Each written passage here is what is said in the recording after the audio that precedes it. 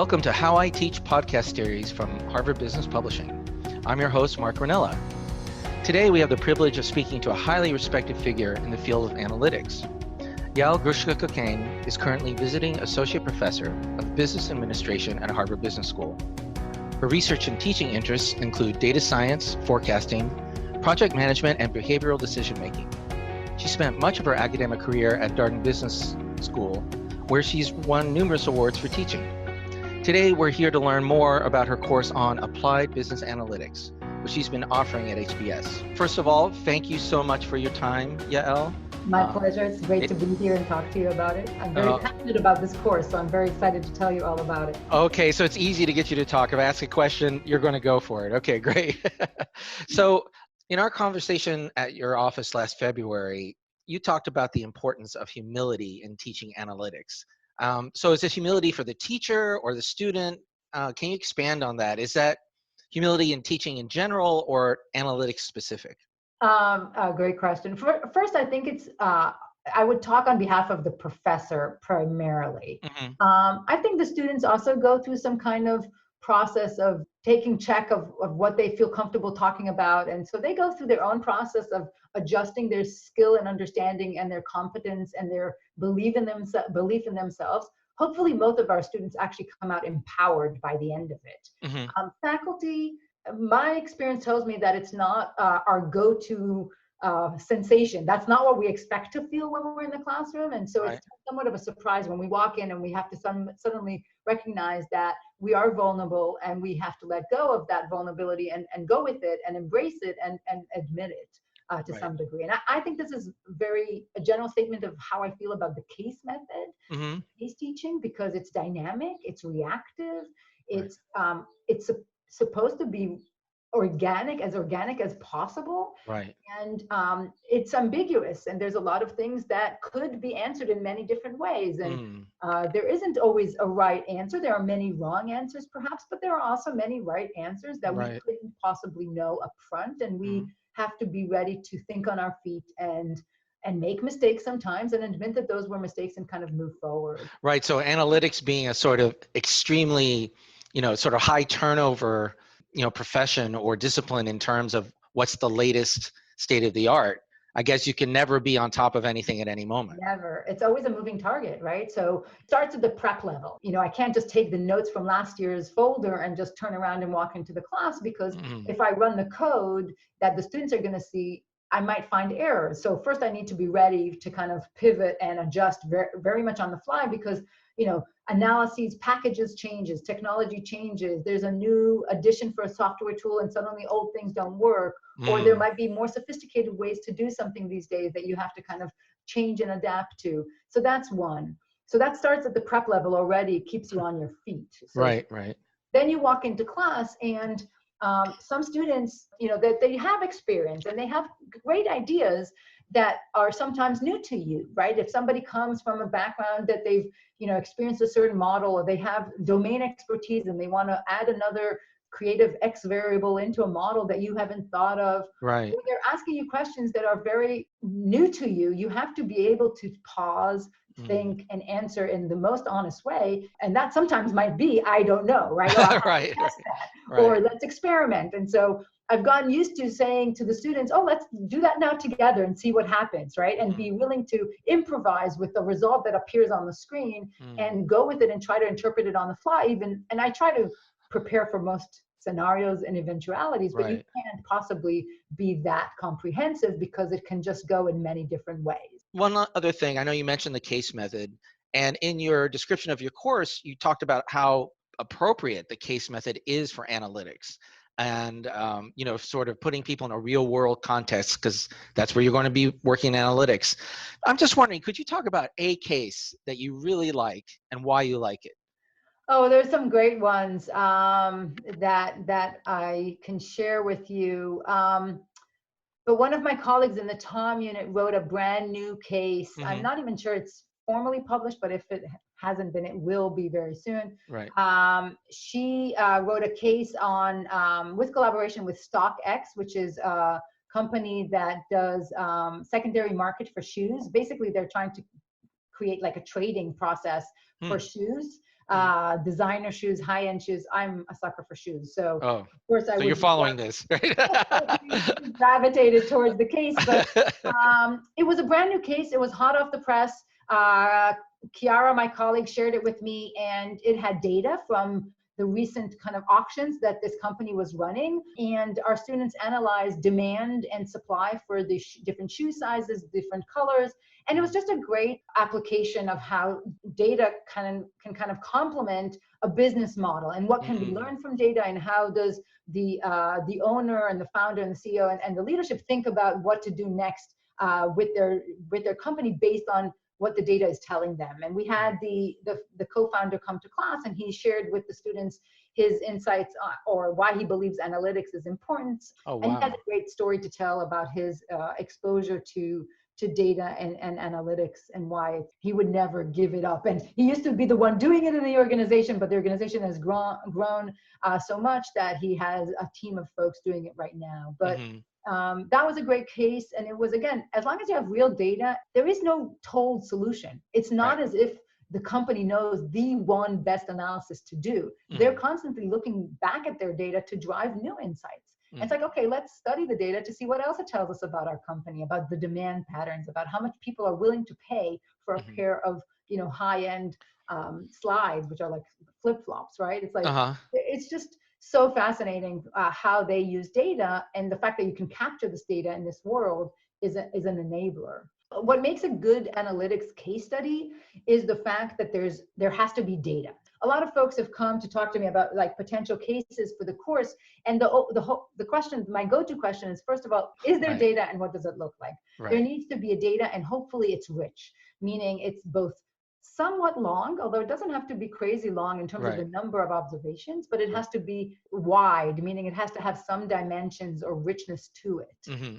That could be long time horizons, if it's a time series. That can be a lot of different descriptors, if it's cross-sectional, like it depends on the setting, but it has to be good data for the students to get excited by, and to them to grapple with in order to make real decisions. We studied another case written by a set of co-authors from HBS, which was all about sales team incentives, and how you can look at historical store level sales and targets to judge performance and to see the behavior over the course of a year. The story there is that the CEO and the CFO were worried about store managers not investing throughout the year in a consistent fashion. They were worried that some of the targets were set in a way that people in the fourth quarter, if they're doing well, they take their foot off the gas.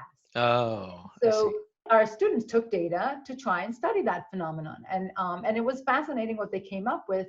And they conducted different type of analyses, and they interpreted them differently. And we tried to, settle on what can we actually learn from the data, what can we not conclude from the data, and what might that company decide to do in terms of changing their incentives. Wow, that's a great inside look about like what makes a good analytics case. I appreciate that. All right, the Applied Business Analytics, it's your second year elective course at HBS. Correct. And I'm wondering first if you could just give a brief overview, maybe focusing on the main goals of the course, and then we'll dive into your 5 major segments of it. So to start off, what are the big goals of the course?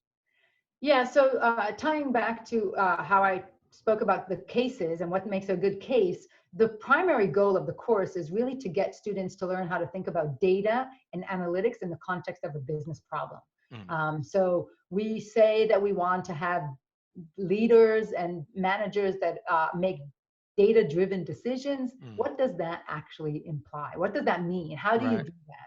And so really getting a sense for how do we work with data? How do we analyze data, large quantities of data, in order to make decisions?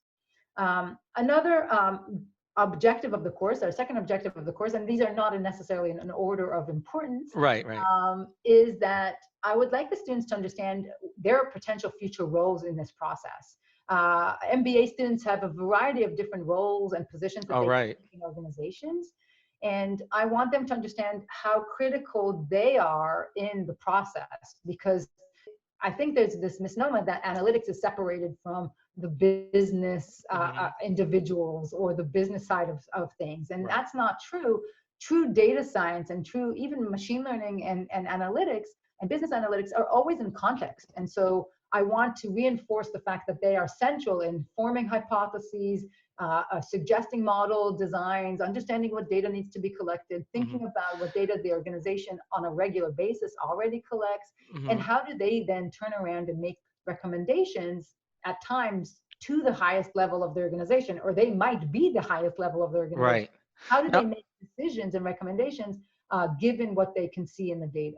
Now, years ago, I worked freelance for an analytics consulting firm. And from what I could understand, the way they talked about it is that there were the analysts and the business units, and they weren't together. Is what you're doing, just seamlessly putting the business units and the analytics together? Is that what your aim is? Well, I think that it's harder and harder for companies these days, in my mind, to operate if they have that separation. Like, it's just not feasible because analytics is everywhere. It's in the business processes, it's in the products, it's in the offerings. Right. Data-driven models are the products themselves. Like, this is what companies are selling, right? The separation, in my mind, is getting smaller and smaller. And what we're hearing companies like McKinsey say, and others, they're calling for these translators. They want these individuals in their organizations that are not fazed by looking at code, that can turn around and talk to the marketer and talk to the finance director and express what importance or how is this analytical model relevant to both their worlds. So we need those translators that connect all of that. Right. And our MBAs are perfectly positioned. In general, MBAs, not necessarily Harvard MBAs, but other schools as well, have this almost jack of all trade capability, right? MBAs are more rounded, in theory at least, than specialty degrees, and they're expected to find positions in various parts of the organization, and they can then serve as translators. And so this is a primary role of translating analytics, code, data, that's a language, translating language of analytics to the language of business, and helping both sides benefit from it. Because the analysts also will do a much better job when their models are catered for the business and vice versa. Right. That was a constant, refrain in this analytics consulting firm, know how to talk to the business, and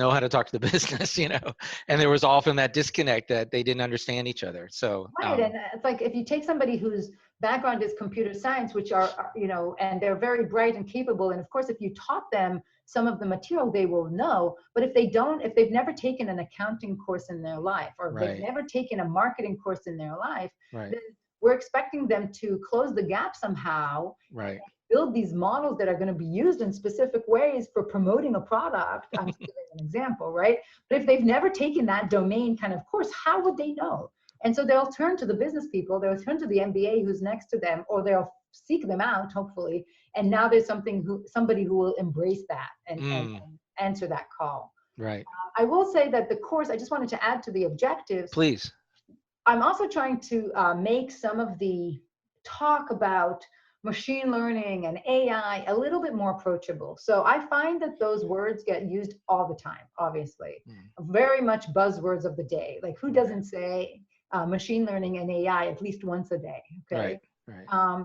But not everybody understands, what are we talking about? Are we talking about sci-fi, Star Trek robotics, or are we talking about, just another different take on Excel, right? Like, there's a big gap in understanding, and there's a big gap in what it is that we classify as machine learning and AI. And so this course is trying to provide the students some entry point and more exposure to some of these capabilities and tools. Now they have firsthand experience. They're not going to be the coder tomorrow. Some of them can, but most of them won't. But they definitely have a better understanding and appreciation for what it is when we say those words, what do we mean? And so that's another goal of the course. That's great. All right, well, let's get in little finer layers here. You point out 5 parts of your course, and we don't have to be exhaustive about this, but you talk about visualization, inference, data wrangling, I love that, time series, and machine learning. Anybody who's listening to this, they can also always look at your course outline and get more details. But any part of those 5 that you really would like to talk about, and what people need to know if they're teaching analytics? I found the visualization part exciting, and one that some of the courses don't emphasize as much. There are places where you can find dedicated visualization courses. But I think that visualization in general gets the short end of the stick and doesn't get discussed, even in a basic stats course, to be honest. Even when you're doing spreadsheet modeling or any basic kind of analytics course in the business world or business schools, it's almost like we just forget. We know that it's important. We know that it's hugely valuable, but we just tend to neglect to talk about it as much. I mean, a picture is so much more powerful than a table. And people grasp trends just by looking at them. But numbers we gloss over, and it takes us 5 goes to kind of make sense out of it. Right. And yet we just don't focus on it enough when we teach. And so one of the kind of threads that I try to bring to the course is that out of the gate, day one, students are encouraged to plot, visualize and plot. This is again, in this world where there are some cases where the data is very big and you cannot open it in Excel, how else will you understand what you're dealing with, right? So descriptive statistics are going to be very important in understanding how to make sense of them, but plotting and visualizing is probably the first step that anybody should take. It's also the last step that anybody should take because it's helpful for drawing insight on your model later. But you should start and you should accompany your work always with a robust visualization exercise. And so encouraging the students to do that, having visualization competitions, right, having them showcase their visualizations and sharing them with each other, those are really important components. And thinking about where in my course, even as we're doing linear models, or if we're doing machine learning tools, or even when we're doing cluster analysis, whenever we can, let's pause and go to Tableau or other tools and visualize our data and get some insights from the visualization before we get knee deep into coding. One of our HBR editors a few years ago wrote a book called Good Charts. Yeah, there are some great visualization tools. Some of them are visualization books. There's some are free in the public domain. Right. And they're super insightful. It's really interesting. There's some great principles of visualization. And there's a lot of power in being able to tell a good story using visuals. And our students really again, day one is visualization, and then throughout the course, we reinforce it.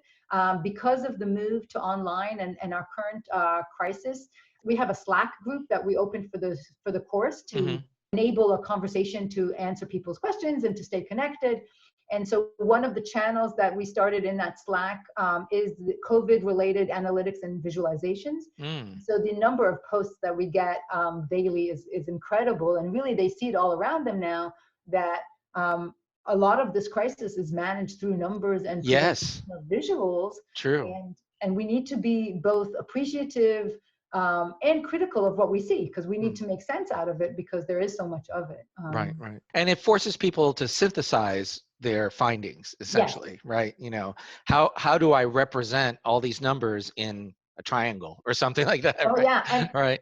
If you start to pay attention, you will notice that some people who want to show you that they can visualize, or at some point, visualization can actually make it very clear when people are trying to overcomplicate things and they add the same information several times to the same chart. So it's both an x-axis and it's a color, or it's a thickness, or it's a heat map, but it's already there. And so it's like, okay, let's think about, are we presenting with all of this beautiful way to chart? Are we presenting new information? Or are we just repeating ourselves? All right. Those are things that you should think about and be critical of when you look at images. When I first see a visual of an analysis of some sort, I count how many pieces of information, how many dimensions are conveyed in that one visual. Right. And it's mind-boggling. I mean, these days with Tableau, people can get to six, 7 dimensions at once. The second module is inference. HBS does not have a core. There is some pre-articulation courses on stats, but there isn't a core course or a required curriculum course on statistics. And so our inference module is really reminding them stuff that some of them would have seen in their past. Right. Hypothesis testing, linear models, the basics of statistics, just to get comfortable and kind of understand that at the backbone of a lot of machine learning are statistical processes. And before we get to, sophisticated Right. biking, we need the training wheels. And so we start slowly, and we kind of reinforce how to do the basics. And some of them may already be familiar with those things. So it's Most of them are familiar with the method. So they've seen a hypothesis test in the past. Most of them have built linear models. Definitely they've seen it used like in other courses like finance and so on. But it really shows them, and it provides the space and the room for them to ask almost like those questions you wanted to ask about linear models that you never had the chance to ask, right? Who would you ask? You never had the chance to say, oh, I don't really understand how it's doing what it's doing. Right. What is an interaction in linear regression? How does it change your interpretation of the slope? Or, how do we think about variables that might be correlated? There's different things that people want to ask, and that's what that module is all about. And we're doing it in R, so we're coding in the software programming R. And so all along, it also allows them to develop this proficiency in R when we're doing tools that they probably have seen otherwise. Oh, so I get two for one there. 2 for 1, right. Oh, great. So when we're done with that, we did a short module on data wrangling to bring home the point that data just doesn't pop up, in front of us in a CSV format, very elegantly and neatly done, but somebody has to capture that data, collect it. And in most cases, in most organizations, if you're in charge of a certain analysis, you need to go and find it out. Like you need to seek that data. And so the students understand database management a little bit more. They write queries, they combine tables, they think about, merging tables and what are some different ways to do that. Then the next module is about time series. If time series feels disconnected, which maybe some folks don't see it so much as like data science or analytics, just look around us today. The whole COVID discussion is basically a time series analysis, because all of those charts of growth in cases, in recoveries, sadly in deaths, we're always tracking. The world has been tracking very closely all of these different time series, trying to conclude for tomorrow what we learned from looking back at yesterday. And so that's why it's important for the students to appreciate and understand those models a little bit more.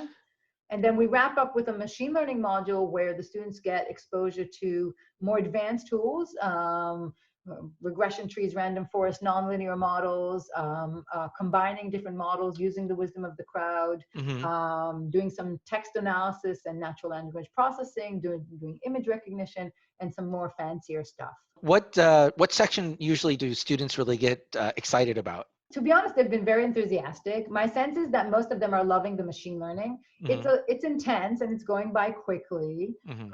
But my sense is that they're really enjoying getting this exposure to it and they're learning from it. But I recently had a student who told me, one of the companies who interviewed her asked her about different ways to join tables, like what is an outer join versus an inner join? Very technical, very what would be perceived as a drier topic. Right. She was so proud that she could nail it, and of course, she got an offer. I don't know that, but these different modules really have their advantages for different positions, and I think the students are enjoying it a great deal. Getting back to the class and its requirements, what would be the minimal tech requirements you would recommend? And for any course trying to teach analytics the way you're teaching it. When you say tech requirements, you mean on the student side, or like what kind of infrastructure does a professor need to pull this off? I would say both. And I'm just thinking, what is the sort of MVP? You've got a small school in Michigan. They want to teach analytics. They don't have a lot of money, but they know how important this is. What's the minimum they can do to be viable? Yeah, so great question. So I actually think that it doesn't require huge amounts of investment, monetary investment, because a lot of tools are free. So you need internet access. Okay. Goodness knows today, if we didn't have internet access, we would be in problem. We would be in a very different place, right? So everybody needs access to the web. You need Tableau offers free student licenses, so you can apply as a professor and ask, and you get them maybe a week before the class starts, but that's free. Wow. SQL, there are a few alternatives. We used MySQL Workbench, which was also open source and free. R and Jupyter, and even if you wanted to do Python, either RStudio or Jupyter Notebooks. We use Jupyter Notebooks. That's all free as well. Okay. So you can do this all free of charge Mm-hmm. in that sense. You Mm-hmm. don't need heavy tech. It does require, some effort, and I have a great RA who helps me develop some of the code just Mm-hmm. because my time is limited. Oh yeah. And so having that kind of support of somebody that you can brainstorm with and work with, that helps. Mm. But again, I know plenty of professors who do it themselves too, Right. and don't have additional resources. I co-teach this with a colleague who's a statistician, Mm-hmm. and it's been tremendous exercise in co-teaching, because I think this is one of those courses where different perspectives help, and we Mm-hmm. encourage diversity. And so having him coming from the stats, the more theoretical perspective, I come from the business perspective, the students really appreciate hearing from both of us. And so I Mm. think that that's helpful. That's good. We also have, teaching fellows that offer office hours.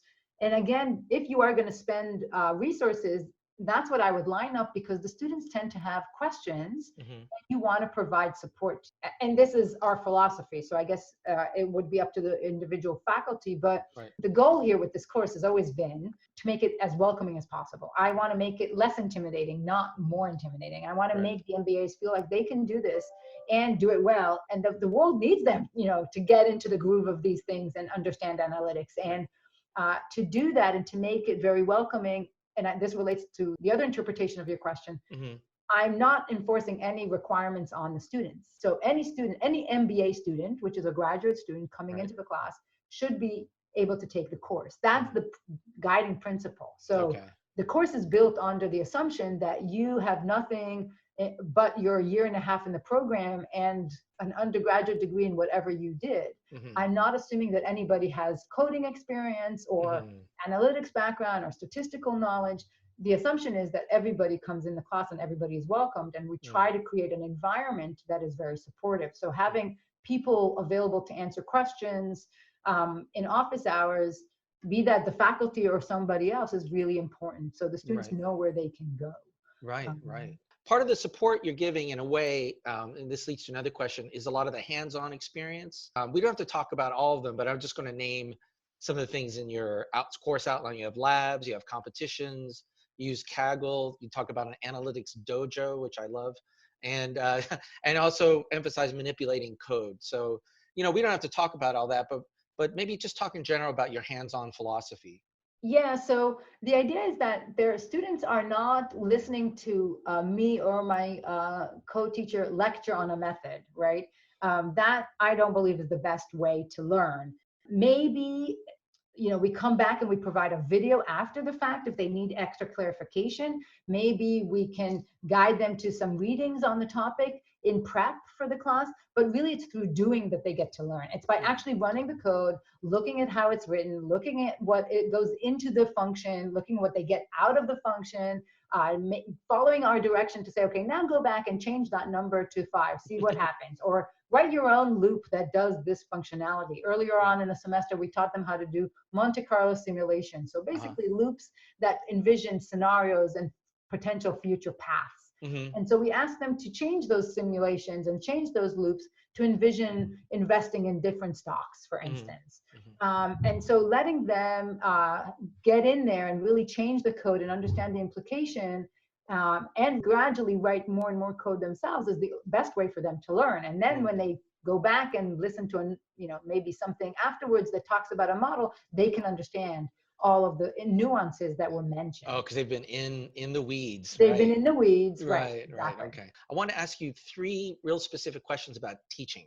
Yes. This.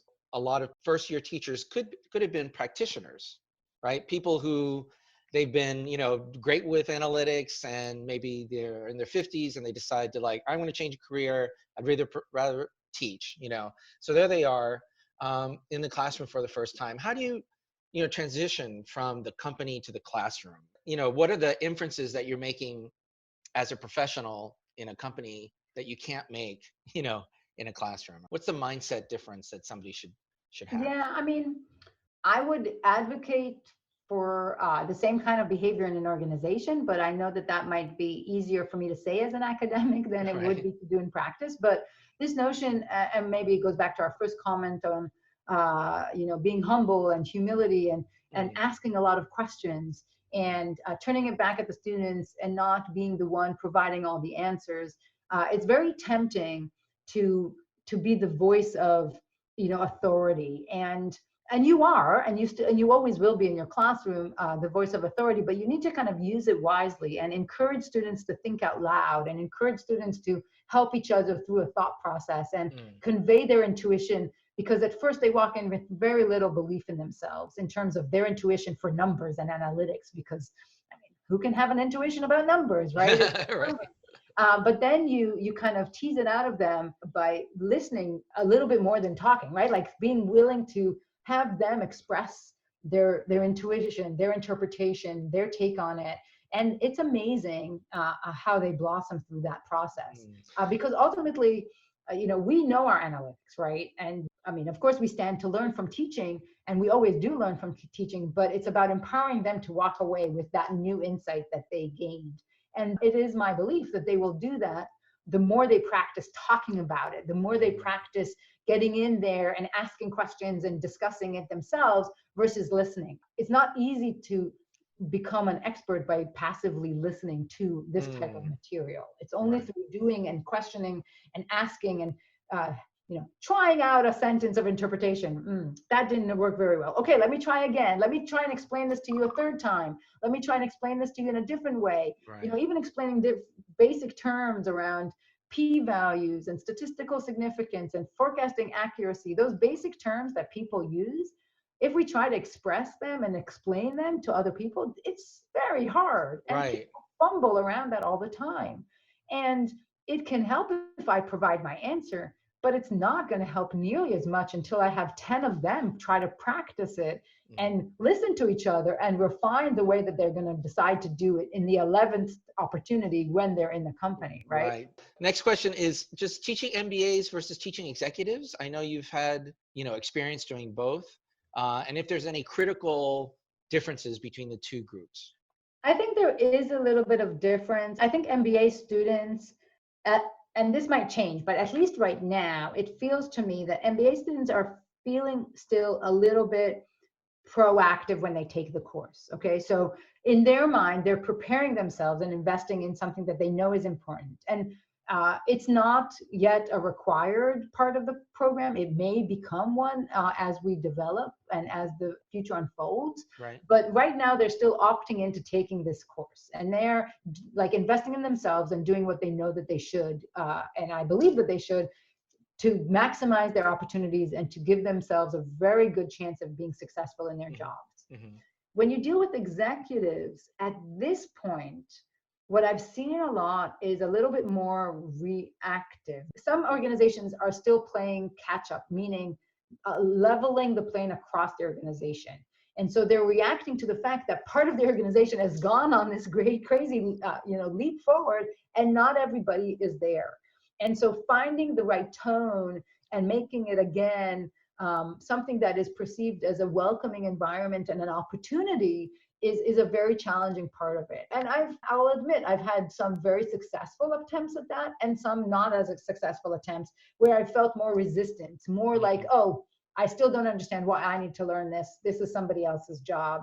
And it's not the fault of the executive. It's just that running the business on a day-to-day is already very demanding. And we've been siloed for so many years, and there's been a division for so many years that it's very hard to say, oh, we're going to have to think about this from, scrap that and do it differently. With a different angle, right? Yeah. I think it's just different companies have different appetite for it. And of course, I believe that will change, right? It's changing already, and it will continue to change and evolve as people reimagine their working spaces. Gotcha. And so the last question is another practical question about teaching, which is grading. What you're talking about is very multifaceted. That's very exciting. Lots of hands-on experience, lots of discussion, but a lot of that is like really mushy in a way, right? Plus the case method, there's no right answer or not just one right answer. So what are some tips for grading this course? 2 or 3 like really important things for people to think about.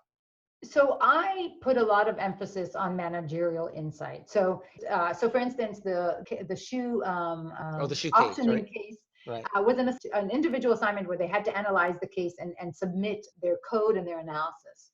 And the emphasis in our grading was, what managerial takeaways were you able to conclude based on the analysis? And of course, the analysis had to be done right, and there were wrong ways to do it, and there were many different right ways to do it. That gave them some points. Right. But it was really about what you did with that then.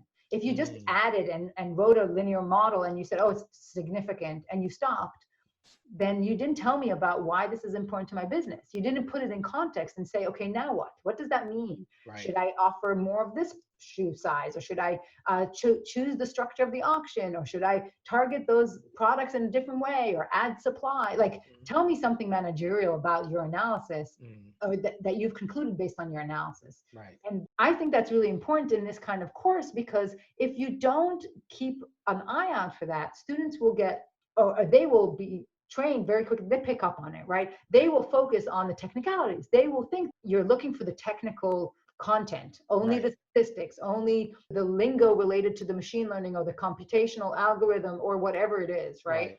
But it is not, the emphasis is not just the technical component. It's using this analytics in business. It's a business analytics course, and you have to be practical, and you have to say, so what? Why do I care? Right. And so bringing that home, starting every case with what is the problem, what are we trying to do, what is the prediction task, wrapping it up with how do we make sense out of this, those are really important parts of— Right, the analytics isn't important unless you do something, in a business sense with it. And that's why the grading, going back to your question about grading, that's why it's important in your grading to recognize that and reward that, and to have a component that is definitely left for that. And that's a much more focused thing to grade in a way, right? Yes. Did you make a good strategic decision, or did you make a good marketing decision? Right. Well, Yael, thank you. My pleasure. Stay safe and healthy. All right, you too.